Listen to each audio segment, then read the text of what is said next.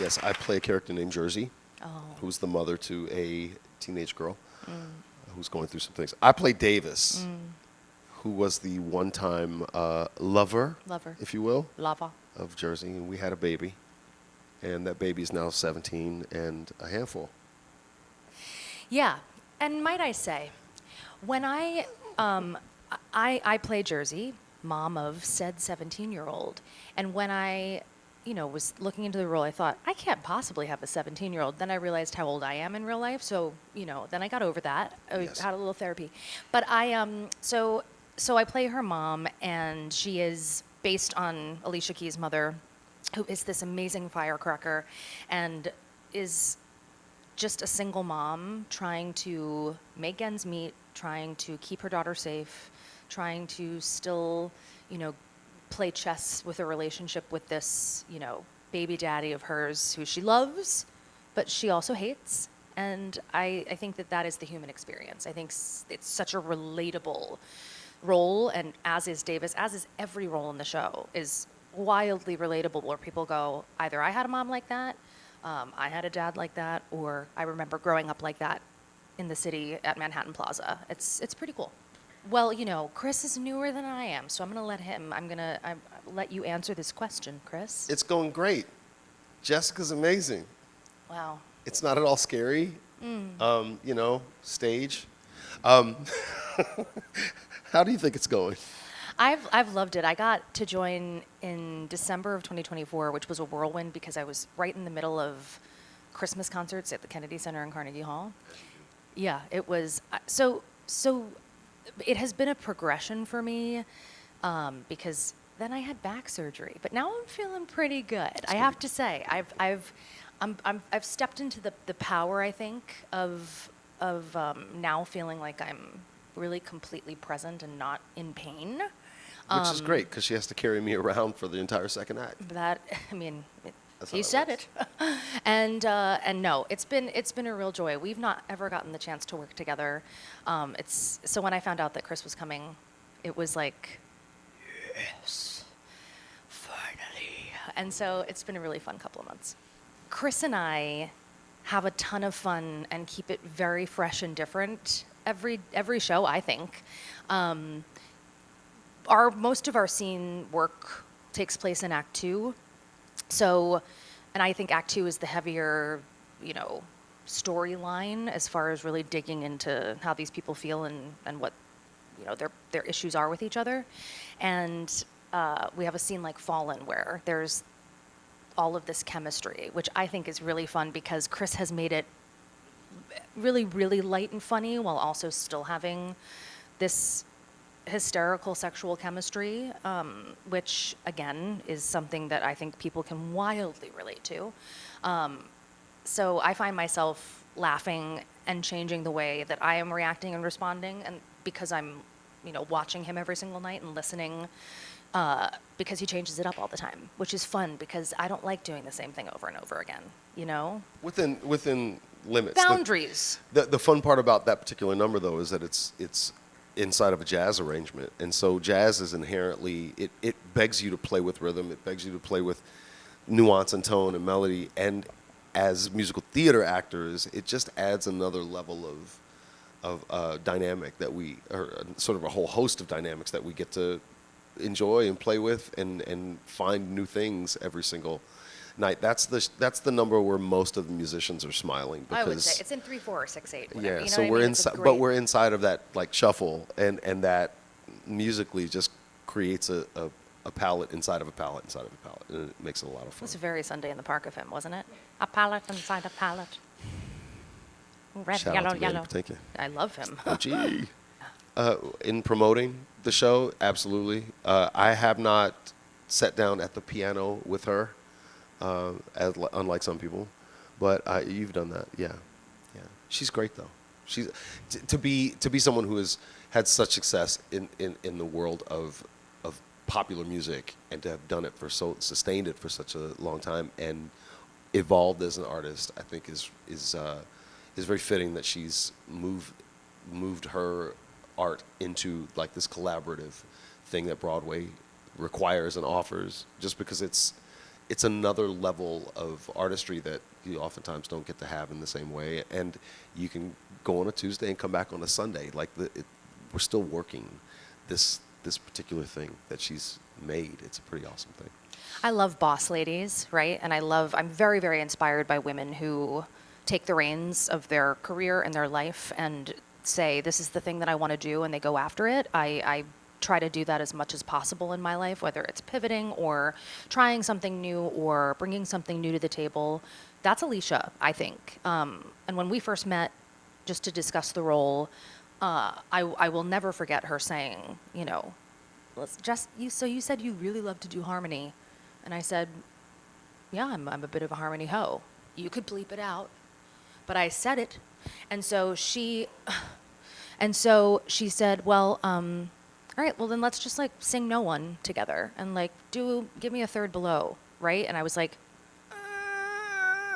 and I remember stopping, right? You're right where Alicia was. And I remember saying out loud, I just want you to know that you're Alicia Keys and I am Jessica Vosk. And I'm singing a song with Alicia Keys that Alicia Keys wrote. And so, you know, luckily that really broke the ice, so we laughed for a little while, but it was one of the most fantastic conversations in the world. And I then remember asking, did you write any of your songs thinking someday that this would become a Broadway show? Because your songs lend themselves so well to theatrics. They are such storytelling songs, right? I remember growing up, Chris and I are you know, within the same age range. That's French. And so we're in the same range. And so I remember growing up watching VH1 MTV when it was videos, and Alicia would put a new video out. And it would be a storytelling video. You'd watch her like in a diner, or you'd watch her doing an entire soap opera type thing at her piano. And that was, to me, an event and what I wanted to do when I, you know, someday got to do this entertainment thing. So she's the SHI2. I won't say That's it. not French. I'm not going to say it. The coolest. I mean, really the coolest. And a very, very, very big-hearted human being. I think every time you step on stage from day to day, from show to show, if you're paying attention and really pursuing the idea of trying to go deeper, find something more, and always with the audience in mind, I think there's never a wasted moment on a stage, no matter what you happen to be doing, whether you're singing or not, whether you're holding a plant in the back, you know, upstage. It's profound to have been inside of the biggest shows that, you know, Broadway's seen in our generation, you know, but that a lot of that experience is so informative because it shows you not only like what the work and pushes you where the work pushes you, but it really allows you to tap into what the audiences are responding to. And you know, the thing that I missed from being away from the stage for so long was the ability to connect with the audience. The audience is like, you don't get that on a TV set. You have to be there, and the idea of being there is a really, really powerful thing, and it will teach you so much about the human experience as you're in a show talking about the human experience. It's a pretty incredible thing. Yeah, Alphaba taught me really how to lead a show. I remember when I had first booked Wicked, it was tour first and then Broadway. And I had come from Fiddler on the Roof with Danny Burstein, having led that show. And there were several times when I got to play opposite him as Golda. And I learned so much from him. And I remember texting him when I went on the road and said, you know, how do I lead a company? And how do I do this thing, right? I had left a finance career and just quickly, you know, did not collect $200, passed go 6 times, did 4 Broadway shows. It was very, very fast.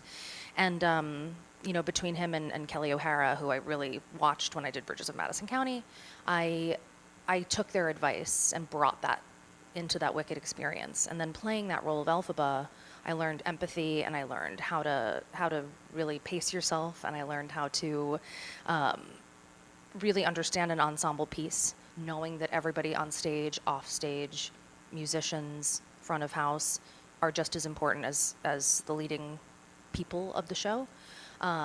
And, you know, that is one of the coolest things, in my opinion, to watch people come to see a show that's been running for 800 years at this point, and take something different from that experience every single time. I think How many years? 802. Okay.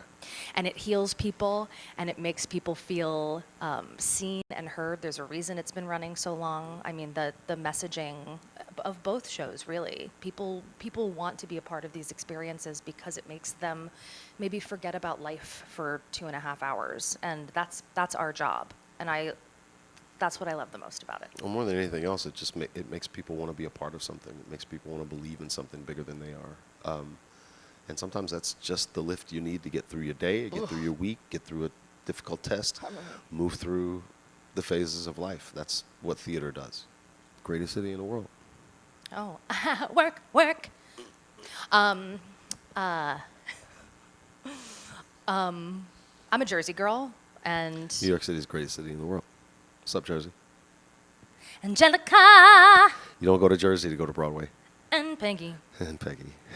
I used to come into the city as a kid. I used to be really scared of it, and then I understood the greatness of it and the people and the absolute experience of what a melting pot New York is. There's so much to learn here. There's so many different facets of museums, entertainment, the park. I used to babysit everyone's child at one point, so I was all over the city. And no, it really is. There's no place like New York. You can go to any other city, have a fantastic time, but when I come back to New York, it's absolutely home. There's a pace here. There is a kindness here for anybody who's like, I don't know if I should come there. We're pretty fun. Don't walk in front of me on your phone. Do you know what I'm saying? But that's just Watch out for that's the a bikes. rule. Watch out for the bikes. And See the other Broadway shows. Map out your meal plan, because in every borough you're going to find some of the best restaurants in the whole city. Go up in a tall building and look around, because perspective is all.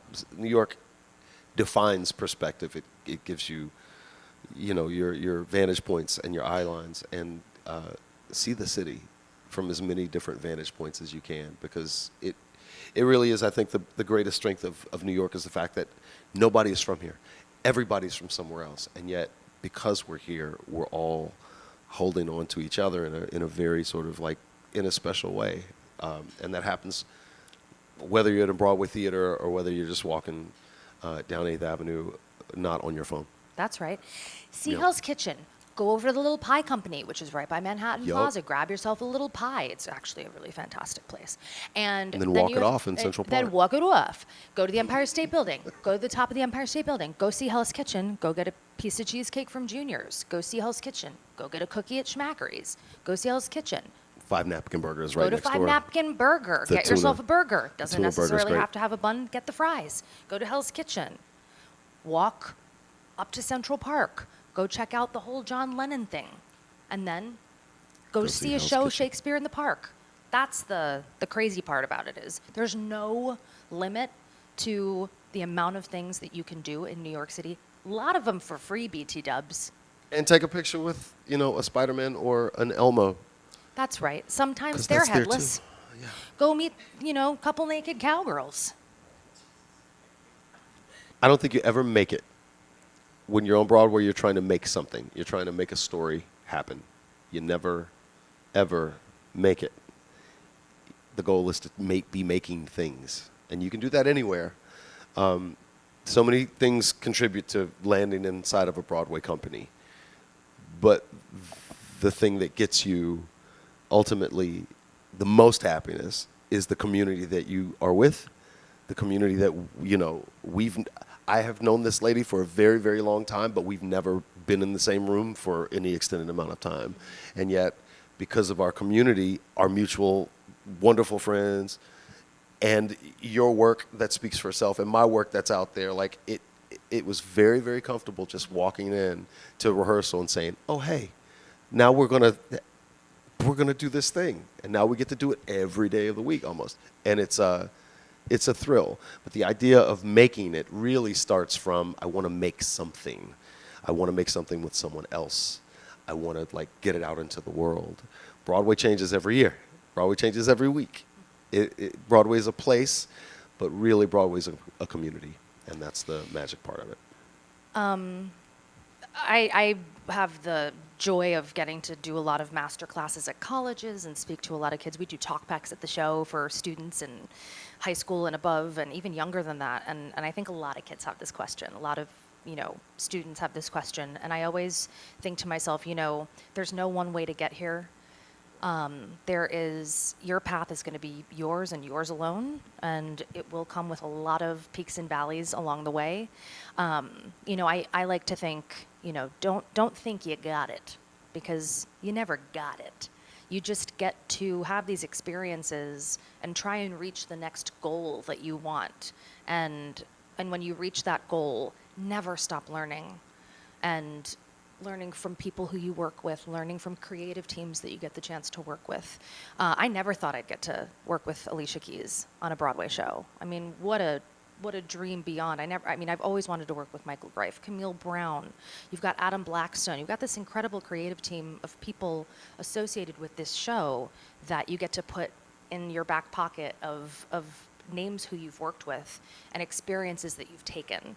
So my whole ammo is, I love relationships. I love staying open-hearted and vulnerable. That's another thing. I think vulnerability is a superpower.